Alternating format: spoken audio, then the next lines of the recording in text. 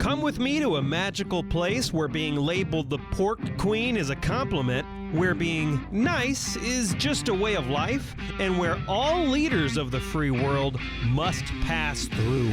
Welcome to Iowa. Whether you're a current Iowan, an Iowa expat, or an Iowan at heart, this show is for you. This is the Iowa Podcast.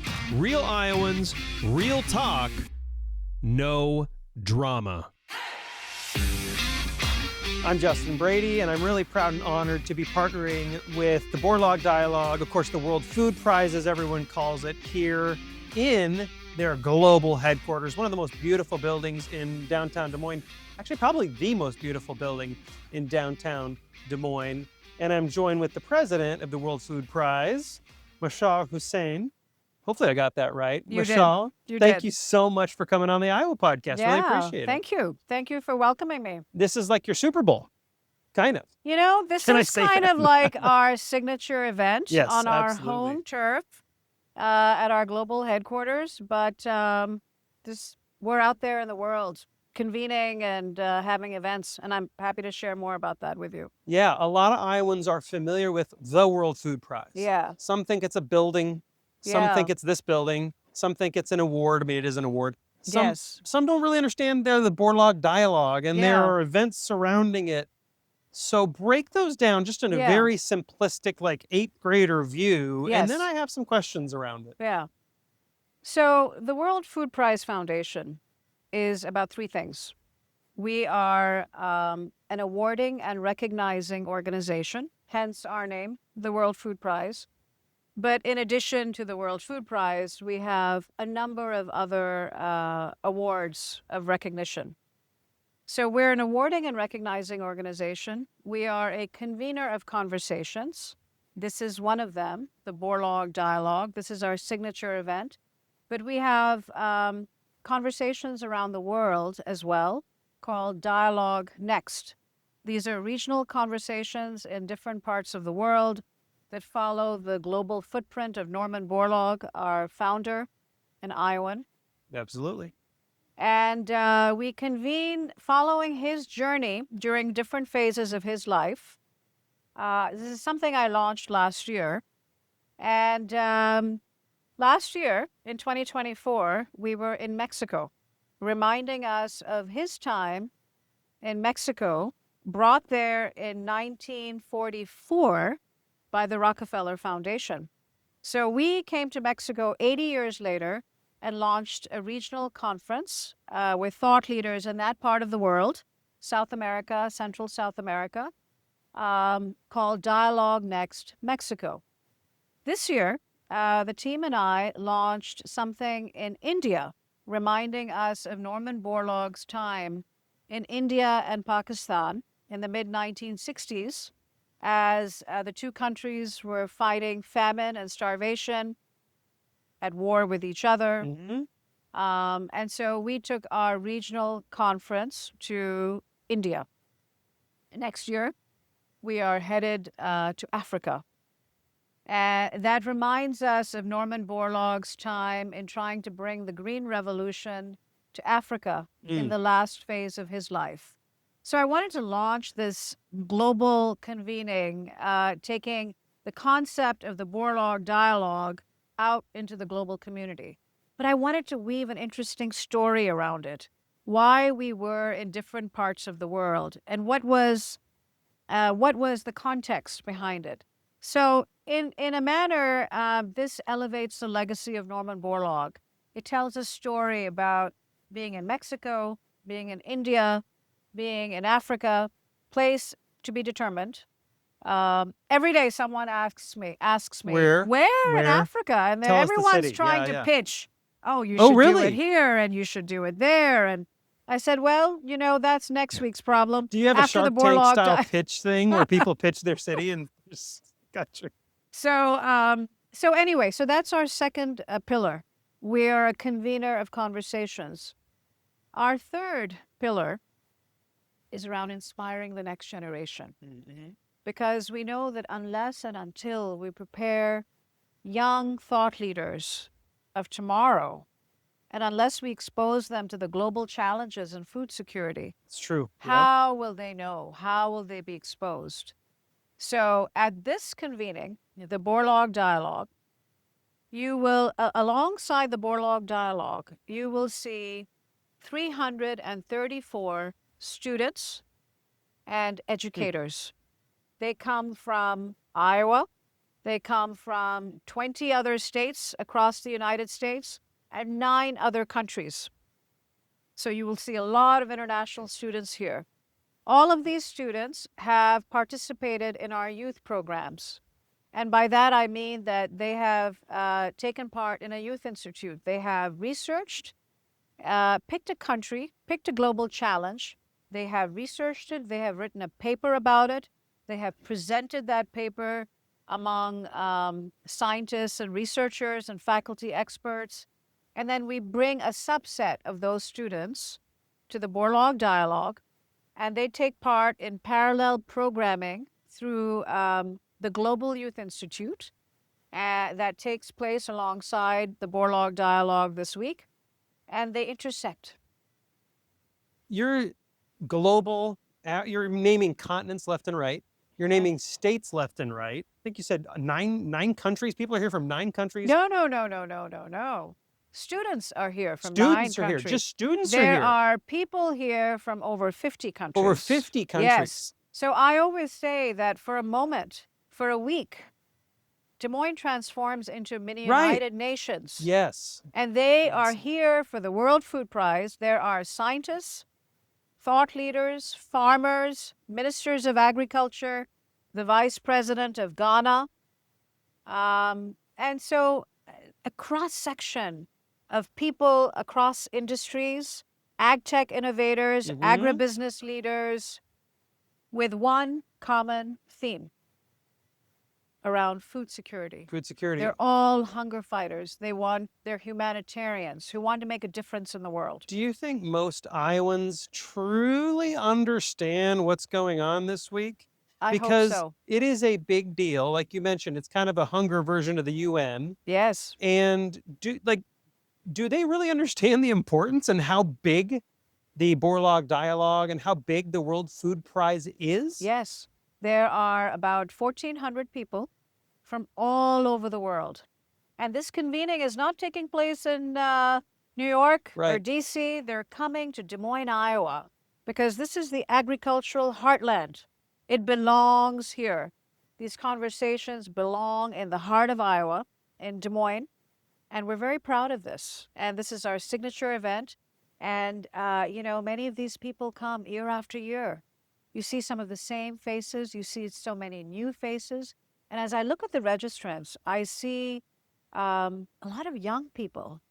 That's encouraging. At the collegiate, undergraduate level, fellows in the academic world, researchers, thought leaders, the problem solvers of tomorrow who are interacting with the policymakers of today, the vice presidents and the ministers of agriculture and the scientists. We have a Nobel laureate here with our World Food Prize laureates. And so it's a very special gathering. One of my questions was like, why do you think it's so important? But you basically answered that. And so I Yeah. guess the follow-up would be, what is the impact you hope to see out of this? Because you're bringing all the right people together. Yeah. You're bringing in, this isn't just like people finding out different ways to feed people. It's tech, it's innovation, it's Yes, distribution, yes. it's a lot of different Yes. things. What's the big thing you hope comes out of this in the Yeah. next 2, 5, 10 years? So, as much as I'd like to think that people are here because of the great content that I'm putting on the Bourlaug Dialogue stage, right? She did a rap number earlier. Yeah. The reason why they're here is because others are here. Mm. The power of conversation, the power of ideas brewing.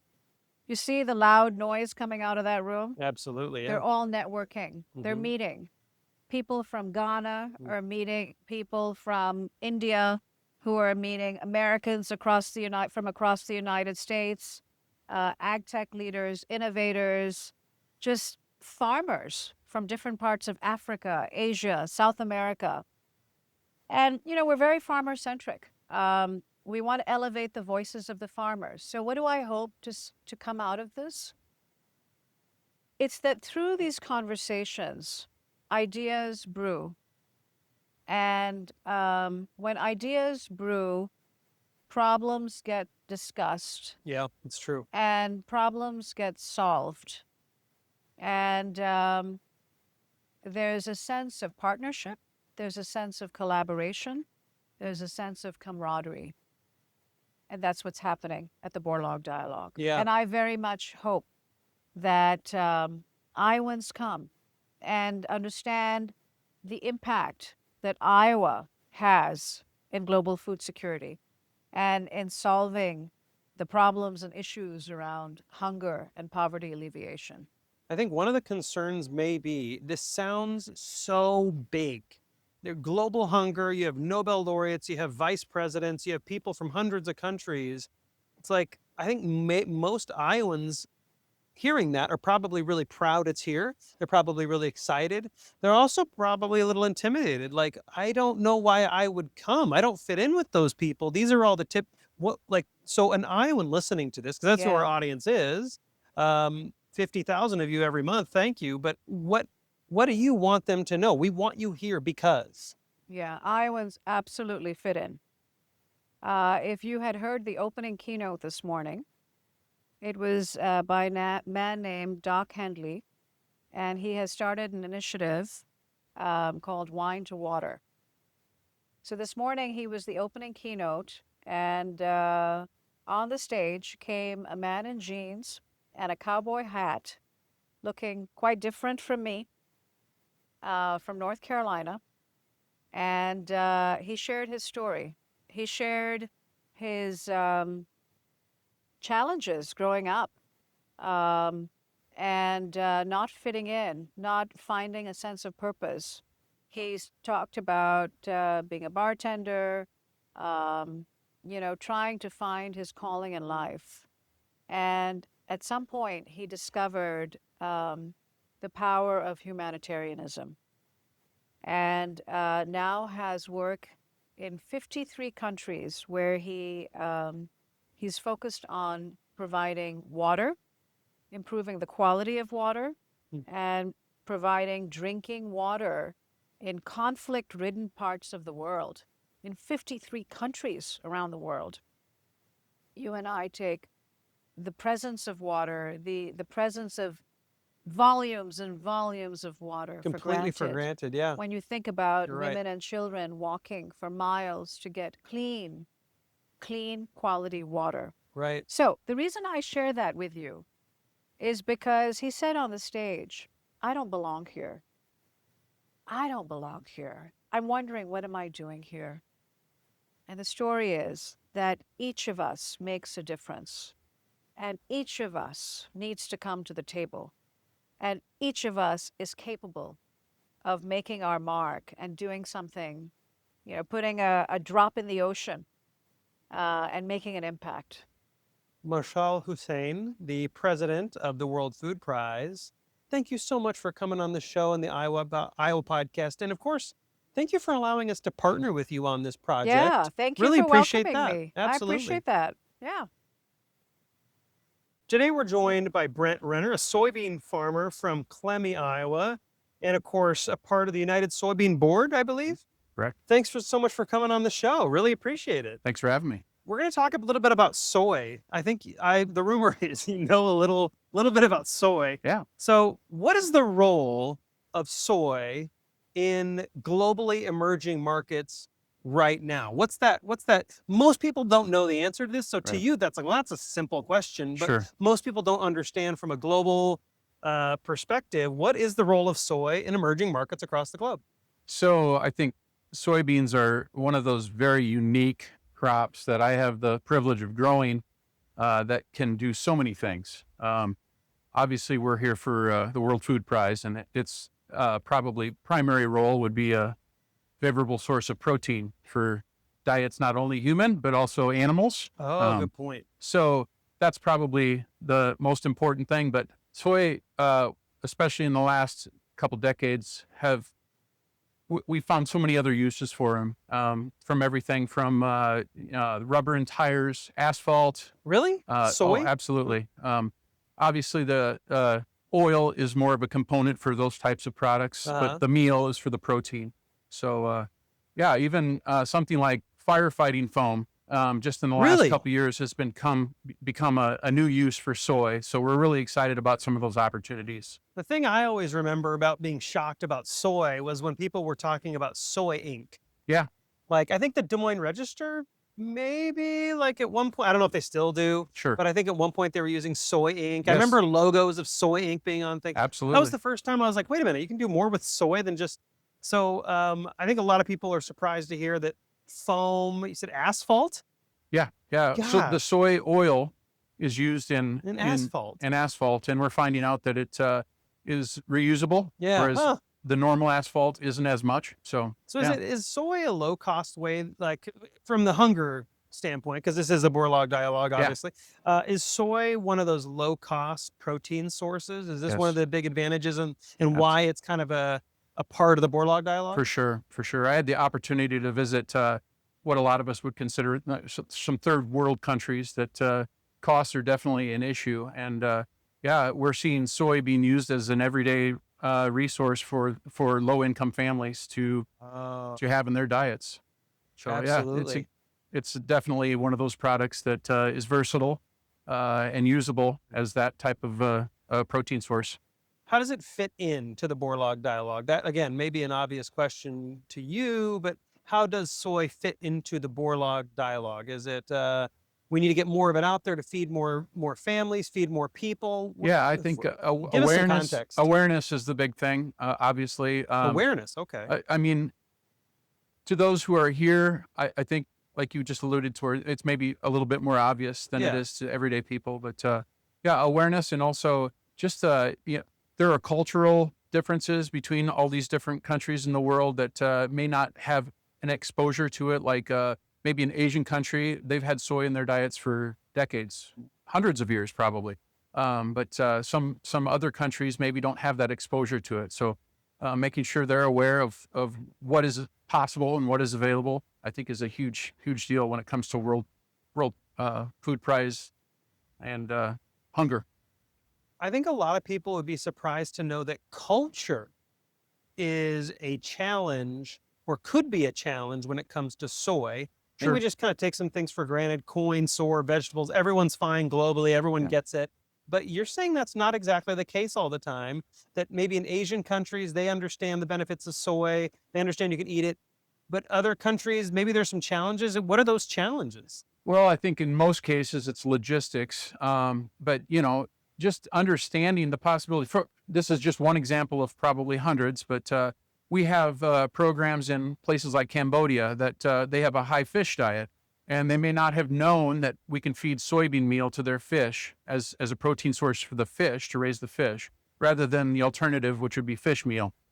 So educating different cultures on how soy can be used in their cultures and in their diets and in their animals' diets to provide the lowest, highest quality protein source for whether it's themselves or the animals is kind of our goal. Yeah, absolutely. You mentioned logistical issues. Sure. What logistical issues exist that are preventing people from nutrition like soy? Transportation and shipping is always an issue, no Yeah. matter where you're at.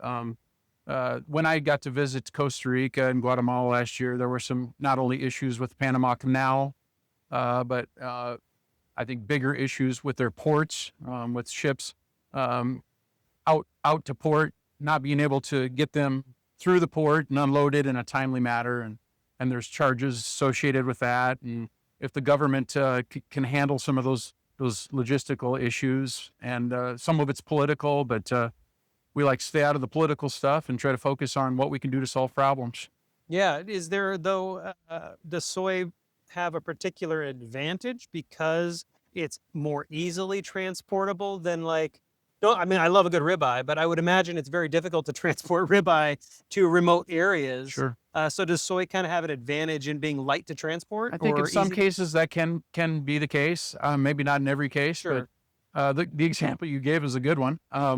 It's probably easier to ship soybean and soybean meal than it is a frozen product, meat product, right? Yeah. But again, it's regional differences. We've noticed that certain regions really like our meal, and some of them like the whole bean so that they can do the processing and separate the meal and the oil. And some of them don't have the capabilities of feeding animals, so we're happy to feed our soybeans here locally into our meats and then ship the meat to them if that's what works. So What do you want to see as an Iowa soybean farmer? What are some of the, I don't know if I want to call it results, but what are some of the outcomes you want to see out of the Bourlaug Dialogue that will allow your product to feed more people in developing countries? What are some of those outcomes you want to see? So again, I think it's just making sure that everyone understands and is aware of how unique and diverse the soybean is, Yeah. and how much of a difference it can make in some of these countries that are emerging, and not only their human health but their animal health. So Yeah, just sharing that with everyone. absolutely. No, there's no chance that soybeans like power these batteries we need for electric cars. Is that on the horizon, or You know like what? we're I'm looking for sure- minerals and stuff? Can soy do that? I'm sure that someone somewhere is working on Someone that. probably Yeah, is. yeah. Who knows? I think the possibilities are endless. Well, I think the patent for that is going to be from Brent Renner very soon. Oh, that'd be great. Elon Musk is going to be knocking on his door for That would be great. soy-powered EV batteries. Last question for you, Brent. What can Iowans, sometimes Iowans feel maybe a little disconnected with some of these global issues. Sure. What are some things Iowans can do to support the Bourlaug Dialogue, the World Food Prize, and eradicating hunger across the world? Are there things they can actually do? Oh boy, That's a tough one. that is a tough one.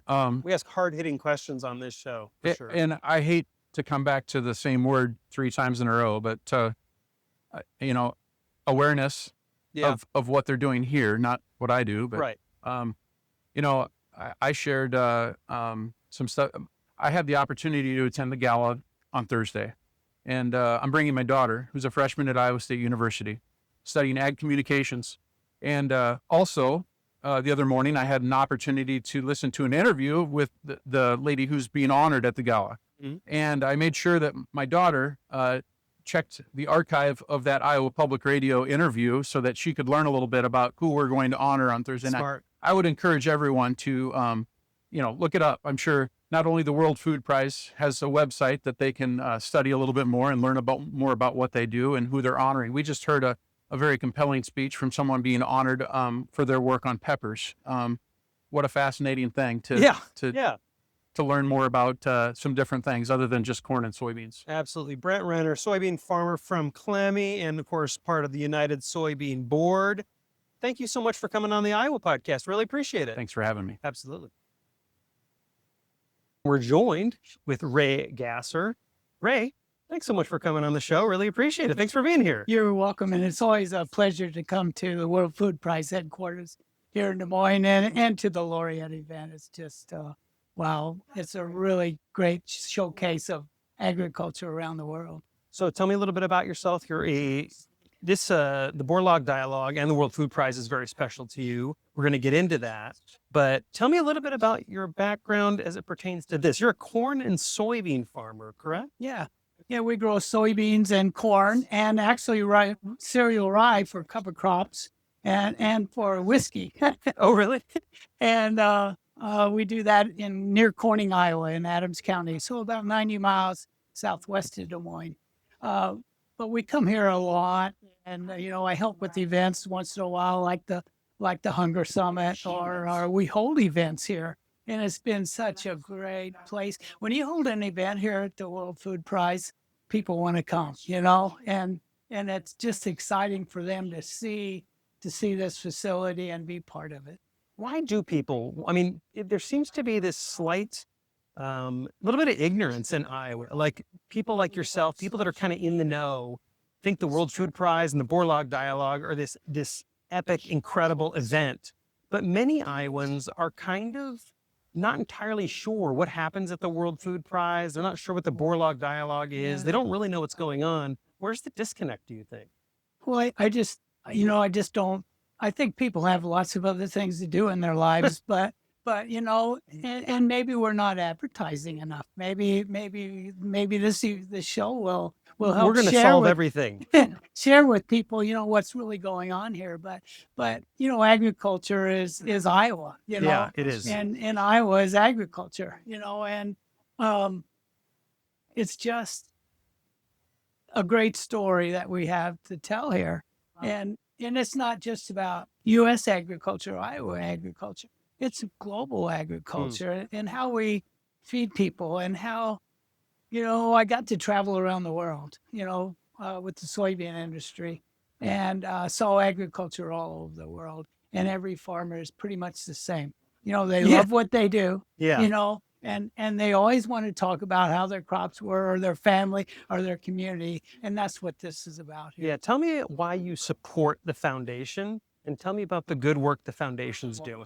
Well, we support, my family and I support the foundation because agriculture is important to us, and this foundation is important to us, and it does help showcase agriculture, and it does share a positive message about agriculture that, as I said, we all care about what we do, we all love what we do, and we're people, and we love caring for the land and feeding people at the same time. Yeah. What are people like yourself? We have a lot of people here right now. What do they hope to gain from this? Like, what's the takeaway? What's the value in coming and participating? Yeah. The value is some of the educational events that are going on, the speakers that are going on, the connections that you can make here, and it's a learning process at the same time. And you get to meet so many people and find out that globally, there are so many similarities, and when we work together, we all benefit. I always like to say that, and there are a lot of great organizations and companies that really do care and really do want to help people not only be successful, but to make sure people are fed and clothed and have clean water, as we heard this morning. It's just a wonderful example of communicating and working together. Yeah, I think people don't make the connection always, but that's a big part of the World Food Prize and the Bourlaug Dialogue is that trying to solve global hunger. I mean, this is what Dr. Norman Borlaug did.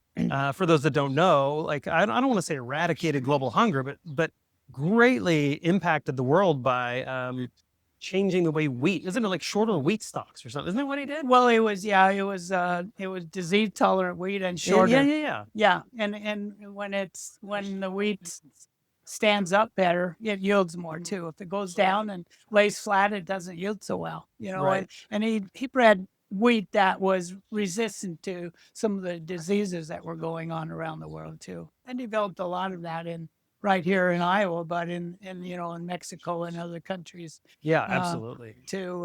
To solve hunger problems, and that was his goal. That's what we do in agriculture. Yeah. So last question, I'll let you get back to the event. You ran for Ag Secretary in 28, did you not? Yeah, I did. So this is something that is not a new thing to you, being involved in Iowa and globally in agriculture and feeding hungry people. This is something you've been at for a long time. What's the next chapter look like for the World Food Prize? Like, with all the things all the things you know about Iowa and global hunger, what's the next big push? What's the next big initiative? Well, for me, as I've gotten to see agriculture around the world and people around the world, I think folks also need infrastructure. Yeah. And we heard that this morning. It's clean water, it's transportation, it's communication, and the ability to work together and help others be successful. And when you have a good infrastructure, it's a lot easier to make a living too. Yeah, absolutely. Ray Gasser, corn and soybean farmer. What's your title as far as the World Food Prize? It's chief advocate. Can we call you that? Well, it could be, but just farmer is my most proudest advocation. We really appreciate you being on the Iowa podcast. Yeah, you're welcome. Thank you so much. Yeah. Hey everyone, Justin here. Death is not the easiest topic to discuss. It's a hard one. It's pretty heavy. But I want you to think about this. What were to happen if you died right now? You died on the job. A lot of you listen while you're working, while you're commuting, while you're working, while you're driving for your job. What would happen right now if you died? Or if you got severely injured on the job? What would you do? What would your family do? If you don't have an answer, that's a problem because you're leaving them to pick up the pieces. I had Nate Bolton in here. He's an Iowa workers' rights attorney to talk about this very topic. Like, what do you actually do? How should you prepare in advance? He spent 20 minutes with me just giving you resources to tell you what to do, what to plan for, how to act, who to call. And so his number one chunk of advice is just have a plan ahead of time. Deal with the reality. It'll probably never happen, but just have a plan. The whole show's free. It doesn't cost you anything. iowapodcast.com/Nate. iowapodcast.com/Nate. Listen to that interview. It's so much good information. And to my fellow Iowans, Iowa expats, and Iowans at heart, thanks for listening and subscribing to the Iowa Podcast.